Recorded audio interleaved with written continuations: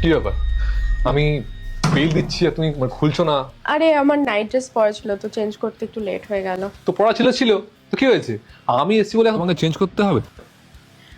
আরে আমি জানি তোমার এখন আসার টাইম হয়েছে। দর্শক, নাইট ড্রেস পরা ছিল বলে দরজা খুলতে লেট হয়েছে। তার হাজব্যান্ড নাইট ড্রেস পরা থাকলে দরজা খুলতে সমস্যা কি? কিন্তু না, এখানে অন্য বিষয়। এখানে তার ঘরে পরকীয়া প্রেমিক আছে। একটু ধৈর্য ধরেন, হাতে নাতে ধরবে হাজব্যান্ডে। দেখেন, কিন্তু এই টাইমে আসো না। আর আমার অর্ডার করা ছিল, আমি বললাম পার্সেল, দ্যাটস ওয়াই আমি চেঞ্জ করে এলাম। ও, বুঝলো। কি ব্যাপার? একটা গন্ধ আসছে। ধরা পড়বে কিন্তু এখন। দর্শক, আজকের এই ভিডিওটা যারা প্লে করছেন, আমি বলবো আপনারা সম্পূর্ণ ভিডিওটা দেখেন, তাহলে দেখতে পারবেন এই যে মেয়েটা তার হাজব্যান্ডকে কিভাবে ধোকা দিচ্ছে, তার সকল কুকীর্তি আজকে ধরা পড়বে। দেখেন। কিসের perfume, it's men perfume. Men perfume? ও আমি ফ্লিপকার্ট থেকে অর্ডার করেছিলাম, তো ওটা মেন পারফিউম এসছে।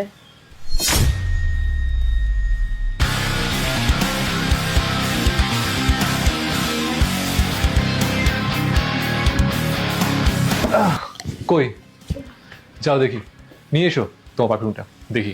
আমি বক্স প্যাক করে রেখেছি, ডেলিভারি বয় আসার কথা ছিল।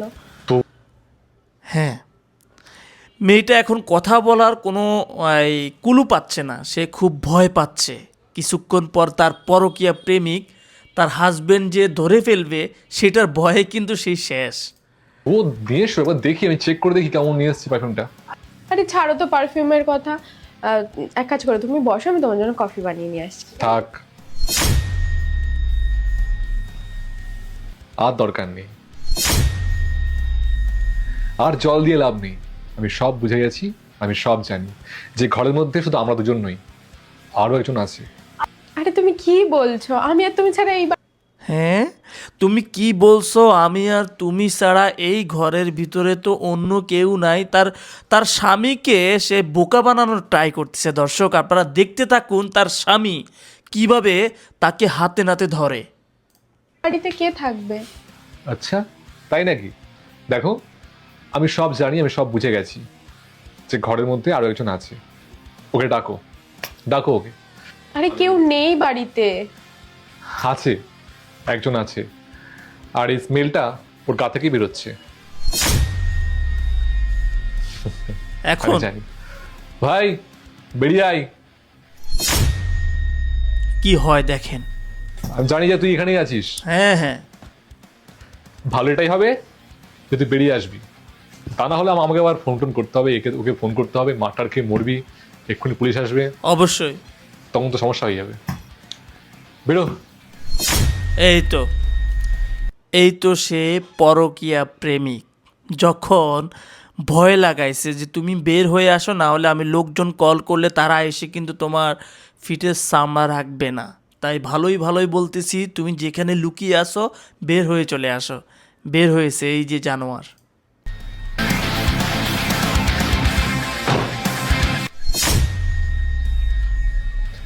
আরে ভাই, এই তো, তাই না? এটাই তো। হ্যাঁ হ্যাঁ, এটাই। आ गया है ना तुम्हारा प्रॉब्लम, तुम्हारा পারফিউম। তুমি এই জন্য আমাকে চিট করছিলে? হুম, বাহ, গ্রেট, ভেরি নাইস। আসলে আমি জানতাম, জানো তো, আমি সব জানতাম। আমার একটা বন্ধু আমাকে সব বলেছিল যে মেয়েটার অবস্থা দেখেন। এত সুন্দর মানুষ নিজের স্বামীকে এইভাবে ঠকাচ্ছে। আসলে গল্পটা আসলে অসাধারণ। আমি এই গল্পটা অনেকবার দেখেছি, সেজন্য আপনাদের মাঝে শেয়ার করতে চাচ্ছি। তোর বউ, তুই বেরোনোর পরে কাউকে নিয়ে আসে বাড়ির মধ্যে। আমি অফিস যাওয়ার পর একজন আসে আমার বাড়িতে, কিন্তু আমি তাকে বিশ্বাস করিনি, কারণ আই ট্রাস্ট ইউ। কারণ সে তাকে বিশ্বাস করতো। তার বন্ধু বলেছে তোমার বউ প্রতিনিয়ত বাসায় অন্য একটা ছেলে নিয়ে ঘন্টার পর ঘন্টা কাটায়, সময় কাটায়, কিন্তু তার বন্ধুর কথা সে বিশ্বাস করে নাই, তার বউকে বিশ্বাস করে বলে। এই বউকে বিশ্বাস করে, বন্ধুর কথা বিশ্বাস না করে আজকে হাতে নাতে ধরার জন্য অফিস থেকে জলদি বাসা চলে আসছে, বউকে হাতে নাতে ধরছে। আর তাছাড়া কোনো প্রুফ আমার কাছে তখন ছিল না, কিন্তু আজকে আজকে আমি পুরো প্রুফ পেয়ে গেলাম, চোখের সামনে প্রুফ পেয়ে গেলাম। অবশ্য এখন তুমি কি বলবে? হ্যাঁ, কিরে ভাই বল, এখন তুই কি বলবি? আচ্ছা, বুঝলাম, হয়তো তুমি ওকে ভালোবাসো, তাই না? ঠিক আছে, আমার কোনো চাপ নেই, আমি রাজি আছি তোমাদের সম্পর্কটার মধ্যে।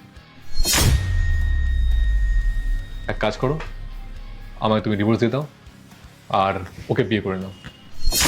সুন্দর কথা, যে তুমি যদি ওকে ভালোবাসো, ওর সাথে সম্পর্ক করেছো, বা ওকে বেডরুমে নিয়ে এসে ঘন্টার পর ঘন্টা কাটাচ্ছে, তাহলে আমাকে ডিভোর্স দিয়ে দাও, ওই ছেলেটারে বিয়ে করো।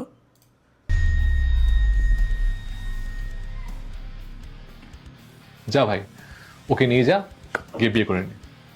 ও হ্যালো ব্রাদার, আমি এসব বিয়ে টিয়ের দিকে নেই। কি হলো এটা? মানে পোল্টি নিচ্ছে নাকি? দেখি। জাস্ট তোমার বউ আমাকে ডাকতো, তাই আমি আসি। এছাড়া আর কোনো লেনদেন নেই তোমার বউর সাথে। আর তাছাড়া এমনি কেউ পড়তো না, তোমার বউ ভাগ্য করে পটে গেছে, তাই আর কি।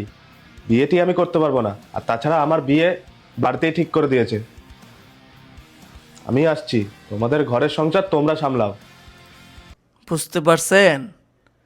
এখন ধরা পড়ার পরে বলতেছে আপনার বউয়ের সাথে আমার কোনো সম্পর্ক নেই, আপনাদের ঝামেলা আপনারা সামলান। আমি এর মধ্যে নেই। বাই। এবার ঠেলা বুঝো। যা, কি হবে এবার? যারা তোমার বয়ফ্রেন্ড তোমাকে রেখে পালিয়ে গেল,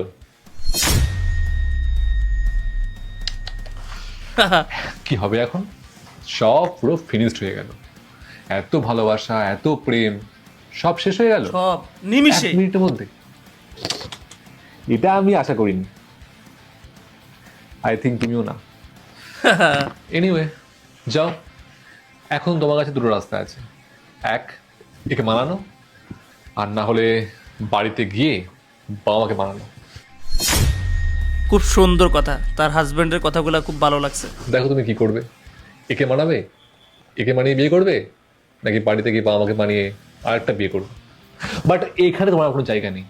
তুমি প্লিজ আমাকে বোঝার চেষ্টা করো, একবার আমাকে চান্স দাও, আর কখনো এরকম করব না। আর কখনো করবে না? মানে একবার আমাকে চান্স দাও, এরকম ভুল আমি করব না। আপনি করবেন? এই যে আপনি যে ভিডিওটা দেখতেছেন, আপনি আপনার বউকে এইভাবে হাতে নাতে ধরার পরে আপনার বউকে আপনি ক্ষমা করবেন? আপনি কি করবেন আপনার কমেন্ট বক্সে লেখেন। আমি কখনো না, তুমিও জানো আমার বাড়ি থেকে আমি বাড়িতে মানাতে পারবো না এইভাবে। আমার এই ঘরে আর তোমার কোনো জায়গা নেই। খুব সুন্দর। তুমি এক্ষুনি এই মুহূর্তে আমার ঘর ছেড়ে চলে যাও, আর তোমার এই নোংরা মুখটা আমায় আর দেখাবে না। অবশ্যই। যাও। প্লিজ তুমি আমাকে লাস্ট বার চান্স দাও। এই তোমাদের জন্য আজকের ছেলেরা একটা মেয়েকেও বিশ্বাস করতে পারছে না। অবশ্যই। তোমাদের জন্য। কিছু মেয়ের জন্য পুরো মেয়ের যাত্রাকে লোকে দুর্নাম করছে, ঘৃণা করছে। বেরিয়ে যাও এখান থেকে, আর কখনোই বাড়িতে আসবে না। তোমার এই মুখটা আমি আর দেখবো না। যাও।